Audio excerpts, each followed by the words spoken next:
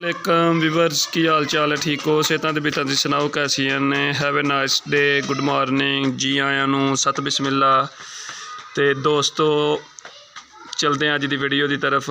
मौसम बड़ा ही खुशगवार है। जनवरी की जी पहली मॉनसून की बारिश जी शुरू हो गई है। निक्की निक्की निक्की निक्की निक्की जी बूंदाबांदी हो रही है। तो बड़ा अच्छा मौसम है। रजाइयां दे विच लेटन वाला जेह्ड़े आउट ऑफ कंट्री ने मेरे भरा बहुत मिस कर रहे हैं इस टाइम चाय नूं ते पकौड़ियां नूं। ते अल्लाह दा बड़ा लख लख शुक्र है कि जिहड़ी बारिश ओहदी शुरू हो गई है। जेह्ड़ा कि गंदम वास्ते ने बारिश बहुत ही अच्छी है कि गंदम की फसल इस टाइम जिहड़ी है ना उन्होंने पानी की बड़ी जरूरत है। कुछ तो जेह्ड़ा ना कणक की जिहड़ी फसल ही ना उहदे वास्ते बारिश बहुत ही अच्छी है पानी।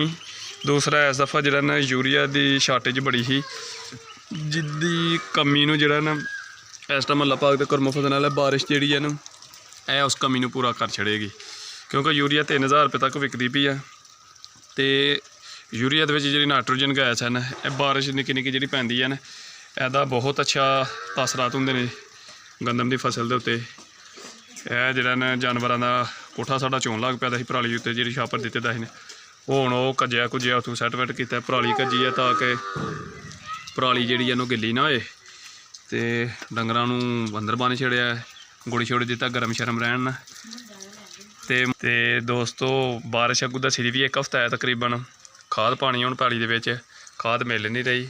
इसे दे नाल ही वीडियो का अख्ताम करने। वीडियो लाइक शेयर कमेंट लाजमी करें जे। अल्लाह हाफिज़।